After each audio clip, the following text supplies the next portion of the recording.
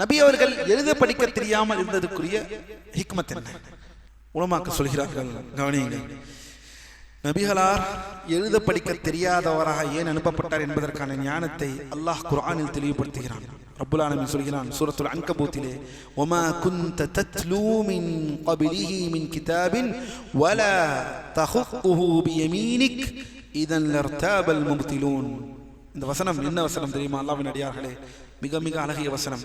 அல்லாஹ் தன் திருமலையை சொல்கிறான், கவனியுங்கள். அல்லாஹ், இதற்கு முன்னர் நீர் எந்த வேதத்தில் இருந்தும் நீ ஓதிக்கொண்டிருக்கவில்லை, உமது வலது கையால் அதை நீர் எழுதவும் இல்லை. அவ்வாறு இருந்திருந்தால் பொய்யர்கள் இதிலும் சந்தேகம் கொண்டிருப்பார்கள். என்ன? அதாவது முஹம்மதே, நீண்ட காலம் நீங்கள் உங்கள் சமுதாயத்திற்கு மத்தியில் வாழ்ந்தீர்கள். உங்களுக்கு எழுத படிக்க தெரியாது என்பது உங்கள் சமுதாயத்திற்கு மட்டுமல்ல, அனைவருக்கும் தெரியும். யாருமே சொல்ல முடியவில்லை. இவர் தௌராத்தையும் இஞ்சிலையும் பார்த்துவிட்டு தான் இதை அவர் உளறுகிறார். முதல் விஷயம், எழுத படிக்க தெரியாதவர் இவ்வளவு உச்சரிப்போடும் இவ்வளவு எலக்வன்ட்டோடும் இந்த அரபியை, இந்த வசனங்களை எப்படி ஒருவரால் சொல்ல முடியும்? இது ஒன்று. இரண்டாவது, இவர் தௌராத்தையும் இஞ்சிலையும் யூதர்கள் கொடுத்த நூல்களை கொண்டு படித்து, யூதர்களுடைய நூல்களை எல்லாம் படித்து அதிலிருந்து எடுத்து பேசுகிறார் என்று சொல்வதற்கும் அல்லாஹ் என்ன செய்து விட்டான்? அந்த கதவை மூடிவிட்டான். ஏன்? எல்லோருக்கும் தெரியும் இவருக்கு எழுத படிக்க தெரியாது, எல்லோருக்கும் தெரியும். அதனால்தான் ஹுதைபியா உடன்படிக்கை எழுதினது யார்? அலி ரலியல்லாஹு அன்ஹு.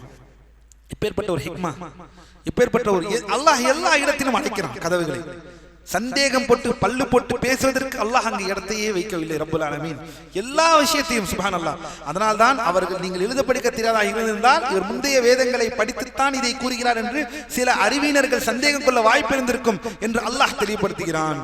அவர் எழுதவோ படிக்கவோ தெரியாதவராக இருந்து பொய்யர்களின் வாதங்களை முறியடித்து அவர்களுக்கு சந்தேகத்திற்கான வாசலை இது அடைத்து விட்டது. இது மட்டுமல்ல, முந்தைய வேதங்களில் நான் தௌராத் மற்றும் இஞ்சிலில் கூட அவர் உம்மி, எழுத படிக்க தெரியாதவர் என்றே சுட்டி காட்டப்பட்டுள்ளார்கள் ஸல்லல்லாஹு அலைஹி வஸல்லம்.